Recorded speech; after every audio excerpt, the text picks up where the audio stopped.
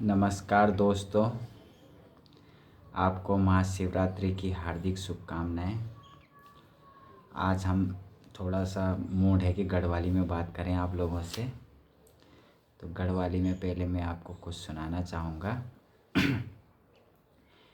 कि पढ़िया लिखिया नौकर बण्या अनपढ़ बण्या शेर, दी कोड़ी की राजनीति करना हम पहाड़ी होण्या ढेर। तो अब आप समझ ही गए होंगे, जैसे कि आजकल आप दिखने लगे अच्छा कि गढ़वालम कखी नेताओं शव यात्रा निकलनी च, कखी पहाड़ी गाली खाना छिन। और हद तब हो गया ही कि जब हमार जो मेन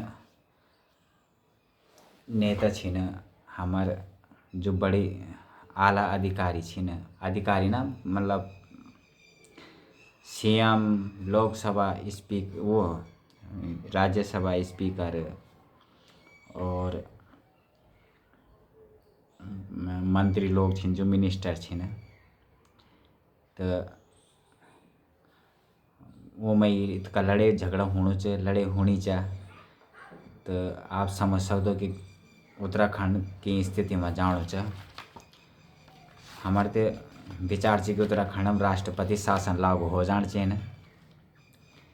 एक राष्ट्रपति शासन कोरोना टाइम पर भाई चाहिए, और एक राष्ट्रपति शासन वैसे ज़्यादा घपरोला काल मची हो उत्तराखंड में। तो आप देख ही रहे होंगे कि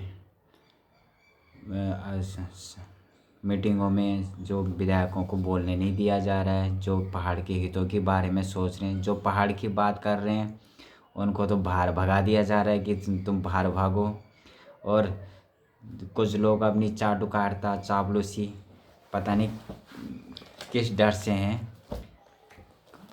हमारे तो ये पहाड़ जो स्पीकर भी महोदय भी छिन, वो पहाड़क बेटी बोल देना पड़ कि हम पहाड़क बेटी छाओ, और पहाड़क बेटी पहाड़ी लोगों को साथ नहीं देना छिन।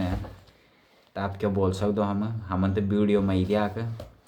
आप कुछ लोग बोल कि एडिटिंग च, जो भी च। और मंत्रियों को जिंदा में ही शव यात्रा निकलनी चाहिए। ये तो मेरे ख्याल से पहलो उदाहरण वाल पूरे भारत में उदाहरण वाल कहने तक कि जिंदा में ही शव यात्रा निकलनी चाहिए। और एक हिसाब से कुछ हद तक लोगों का पर एक जब बड़ो मतलब बहुत सारा लोग एक किसी चीज़ का विरोध कर रहे हैं, तो कुछ हद तक उनमें सच्चाइयाँ भी होती हैं। और मंत्रियों को इतनी समझ तो होनी चाहिए कि हम इतने बड़े ओहदे पे बैठे हुए हैं, तो हमें सोच समझ के बात करनी चाहिए। और उत्तराखंड में तो बस मंत्री आते हैं, कुछ भी बोल देते हैं, कुछ भी जो उनके मन में आता है, ना उनकी जुबान है कोई, कहीं पे भी अपनी घोषणाएं कर देंगे। उन घोषणाओं को बाद में उनको खुद ही पता नहीं चलता कि हमने क्या घोषणाएं की। हमारी जैसे कि अभी देखा होगा आपने कि उत्तराखंड के किसी विधायकों ने उन्होंने बड़े गर्व से कहा कि हम अभी तक जितनी परीक्षाएं हुई हैं सारे नकल माफियाओं को बंद करवाएंगे। लेकिन देख ही रहे होंगे आप, अभी हमने नाम लेने में भी डर लगता है, क्योंकि हमारा फेसबुक अकाउंट का कोई केस कुछ ना कर ले। आधे से ज़्यादा लोग तो केस के कारण बोल भी नहीं पा रहे हैं, फिर भी हम बोलते हैं कि जैसे बोल रहे थे जी कि 2010 से 2025 तक 24 तक जितने भी पेपर हुए उन एग्ज़ाम की जांच करवाई जाएगी, सीबीआई जांच करवाई जाएगी, पता नहीं क्या क्या समझ में नहीं आता कि उत्तराखंड में। और तो छोड़ो, अगर इतना ही है तो सीबीआई जांच करवा क्यों नहीं रहे, लोगों की भी सुन लो। क्योंकि इसका मतलब भ्रष्ट हैं, मिले हुए हैं कि किसी भी मुद्दे पे सीबीआई जांच। मेन तो उसी का है जो पेपर हो रहे हैं। दूसरा, री एग्ज़ाम आजकल एक फैशन सा बन गया है कि पेपर कराओ, चाहे वो सही हो गलत हो, फिर से री एग्ज़ाम करा दो। उससे फ़ायदा क्या है कि माना किसी मंत्री के बच्चे अगर छूट गए तो उनको ऐड करवा दे रहा है कि जी हमारे नहीं हुए। तो वे जितनी भर्तियां हो रही हैं, जितने भी वो हो रही हैं, तो ऐसे कौन सी छड़ी घुमा दे रहे हैं कि पहली बार में तो भर्तियां जैसे जेई एई के एग्ज़ाम हुए कि पहली बार में नकल हुई और दूसरी बार में नहीं हुई, वही लोग करवा रहे हैं। जो पुराने पुराने लोग ही जब पेपर करवा रहे हैं वही हो रहे हैं। क्या जांच, कुछ पता ही नहीं चल रहा कि क्या हो रहा है उत्तराखंड में। अब तो यही है कि 2027 आएगा तो हमारा सभी लोगों से अनुरोध रहेगा कि सोच समझकर वोट दें। और आज का कंक्लूजन ये है, निष्कर्ष, उसका साथ दें जो पहाड़ की बात करे, जो जिसको अपने पहाड़ी होने पे गर्व है। देहरादून में बैठ के राजनीति ना करें, देहरादून में बैठ के वो ना करें। अभी एक मंत्री का बयान आया कि राजनीति का अड्डा मत बनाइए। अगर आजकल कोई बोल रहा है तो बोल रहा है कि राजनीति का अड्डा मत बनाइए उसको, विधानसभा को। तो ये विधानसभा तो गालियों का अड्डा बन रखा है। जब विधानसभा गालियों का अड्डा बन सकता है तो राजनीति का अड्डा तो बन ही सकता है। और अभी हम एक कोई विधायक है, मैं उनको ये तो नहीं जानता कि किस पार्टी से हैं, बुटोला जी हैं कोई, तो उन्होंने बहुत अच्छी पहाड़ी, उन्होंने केवल अपना प्रश्न रखा, जो भी रखे अपने दिल के उद्गार रखे। उनको वीडियो देखा हमने, उनको ऐसे भगाया जा रहा है कि आप चले जाइए। इस तरीके की बात, कम से कम एक उम्र का लिहाज कीजिए। और जब जो आदमी विधानसभा में गाली दे सकता है तो एक व्यक्ति अगर किसी तरीके से अपनी पहाड़ का अपना दर्द बयां कर रहा है तो उसको तो सुना ही जा सकता है। और ये भी नहीं है हमारे मंत्रियों के पास, ये भी नहीं है उनके पास कई दिन रहते हैं भाषण देने के लिए, अपने इधर उधर की बातों के लिए। अगर वो एक 10-20 मिनट एक्स्ट्रा खर्च कर भी ले विधानसभा में तो इतनी बड़ी बात नहीं है, जहाँ तक हमारा सोचना है और जहाँ तक पूरी जनता का सोचना है। तो ये चीज़ें हैं। और देख लीजिए, अब 2027 में चुनाव है, सोच समझ के दीजिए। और अगर गढ़वाल की सभ्यता संस्कृति जो हम लोगों की रही है तो बहुत ही अच्छी सभ्यता संस्कृति रही है। बहुत से लोग देखना, प्लेन्स में देखना कितना